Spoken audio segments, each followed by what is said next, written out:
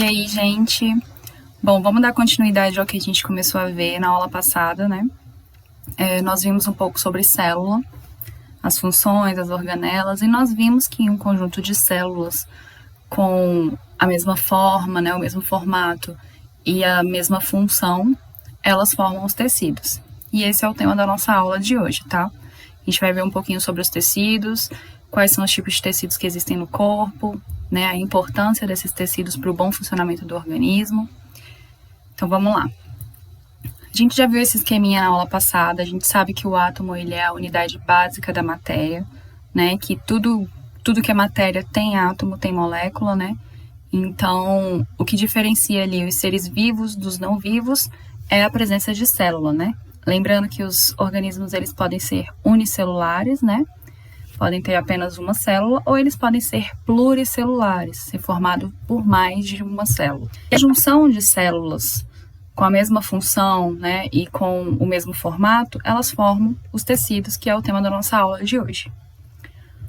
Bom, os tecidos, eles são formados, né, por conjunto de células com características típicas, especializadas em realizar determinada função e também são formados por outras substâncias.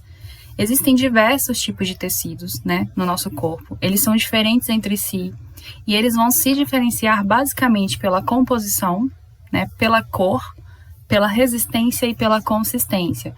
A gente vai ter tecidos que têm a cor mais forte, outros que são mais claros, tem tecidos que são mais resistentes que os outros, tem tecidos que são mais consistentes que os outros, e aí isso vai variar da função e do órgão onde está aquele tecido. Bom, os tecidos eles são classificados em 4 grandes grupos, né? O primeiro é o epitelial, depois o tecido nervoso, tecido muscular e tecido conjuntivo, sendo que o tecido conjuntivo ele vai ser subdividido em outras 4 categorias, tá?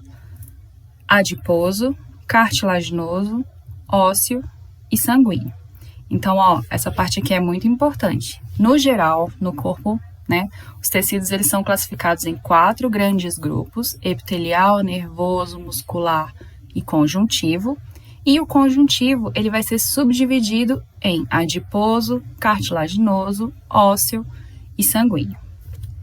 Ok. O tecido epitelial, pessoal, ele tem como função principal revestir as superfícies do corpo humano.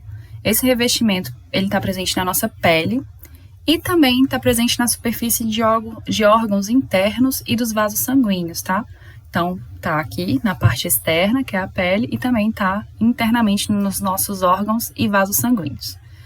Eles apresentam células justapostas, tá? Ligadas entre si, e essas células, elas estão bem juntinhas. Então, existe pouca substância intercelular, né? Elas estão bem próximas umas das outras, e isso funciona como uma barreira, impedindo tanto que entre o que não é benéfico para o corpo, como impedindo também a perda excessiva de água, né, uma desidratação. Esse tipo de tecido ele também desempenha a função secretora, né, ele coloca para fora o que está em excesso no corpo através das nossas glândulas. E aí existem várias glândulas, a gente tem glândula salivar, glândula lacrimal, glândula de suor, tá? E aí esse tecido também tem essa função.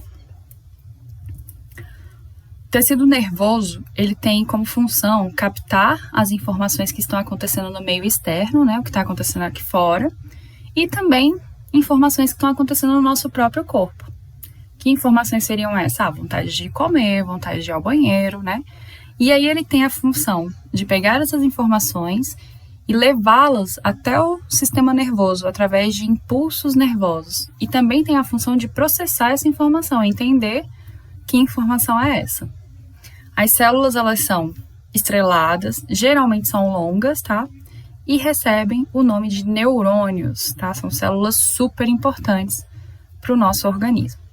E aí os impulsos, eles vão passando de um neurônio para o outro até atingirem o objetivo, até que aquela mensagem seja passada, processada.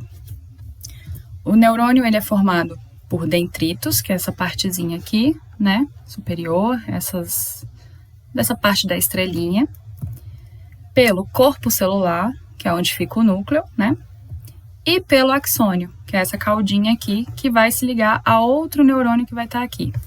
E aí o impulso nervoso, ele passa exatamente nesse sentido. Vem aqui, passa pelo dendrito, aí corpo celular, axônio, e passa para outro neurônio que vai estar aqui, até atingir o seu objetivo.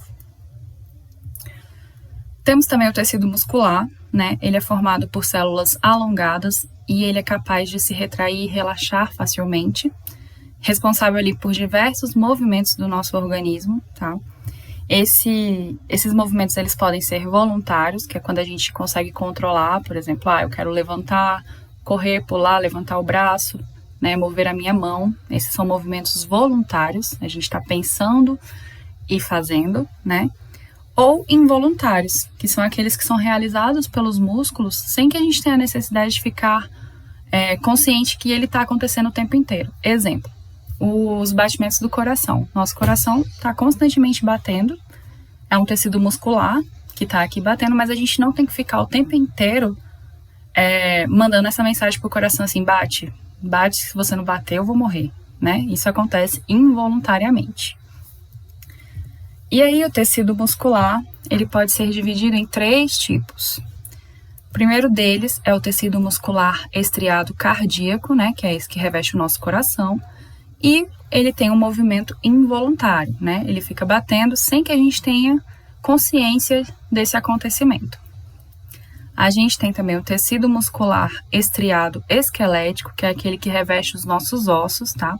Aí, esse tecido muscular aqui, ele vai ter um movimento voluntário, que é aquele que a gente está consciente do que está acontecendo. Eu quero levantar o meu braço, eu quero bater palma, eu quero me espreguiçar. A gente tem essa consciência da movimentação que a gente está fazendo naquele tecido.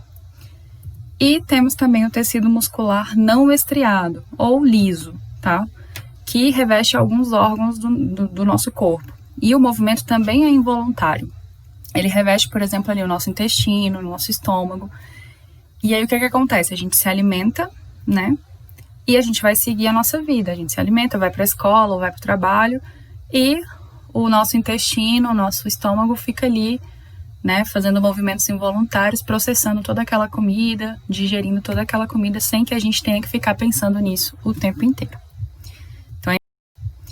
Então é importante que vocês saibam essa diferença entre movimento involuntário e voluntário e saibam diferenciar quais são os órgãos do nosso corpo que têm movimento voluntário e involuntário, tá?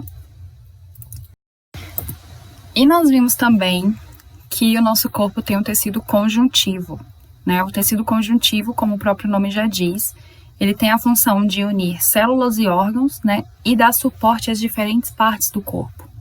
As células que formam esse tecido, elas estão afastadas, diferente do tecido epitelial, onde tem as células mais juntinhas.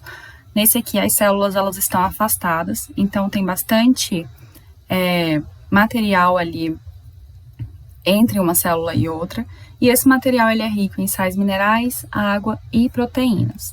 Nós vimos também que o tecido conjuntivo ele se subdivide em 4 tipos, né? E aí o primeiro deles é o tecido conjuntivo adiposo. Ele é formado por células que armazenam gordura, né? E esse tipo de tecido ele serve como reserva energética, né? Ele se encontra na pele e entre os órgãos. Ele serve tanto para proteger o organismo contra choques mecânicos, né? Como para evitar ali perdas excessivas de calor também.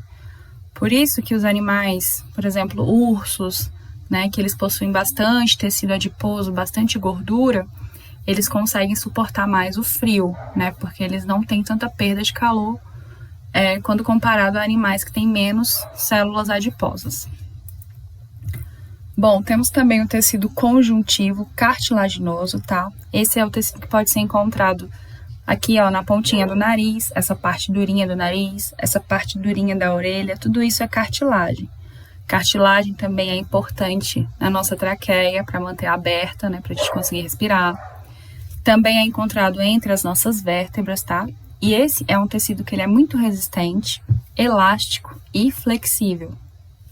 Temos também o tecido ósseo, que é um dos tecidos que formam os ossos do nosso corpo, tá? Ele é responsável por dar consistência a esses ossos e é constituído por células chamadas de osteócitos.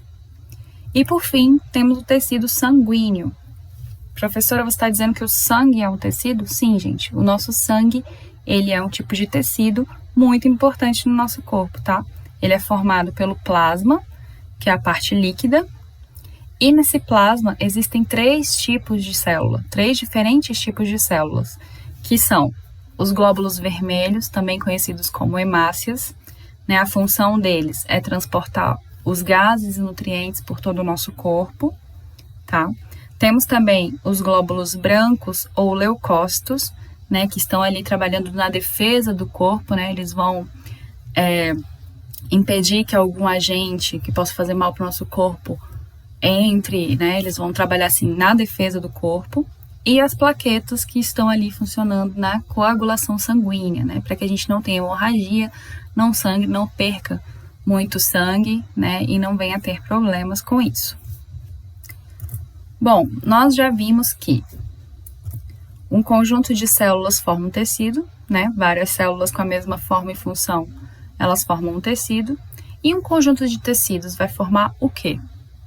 Esse vai ser o tema da nossa próxima aula, tá? Um conjunto de tecidos, ele forma os nossos órgãos, e aí a gente vai aprender um pouco mais sobre a importância desses órgãos, né? E o que um conjunto de órgãos vai formar no nosso corpo. Então, ó, recapitulando aqui, nesses níveis aí que a gente tem, né, de organização do corpo humano, a gente viu que lá, em primeiro lugar, a gente tem a célula, né? Uma junção de células vai formar o tecido, e uma junção de tecidos vai formar os nossos órgãos. Então, vamos gravando aí essa hierarquia que existe no nosso corpo, tá? Bom, galera, por hoje é isso, tá? Respondam os exercícios. Muito obrigada pela atenção de vocês e até a próxima. Um abração.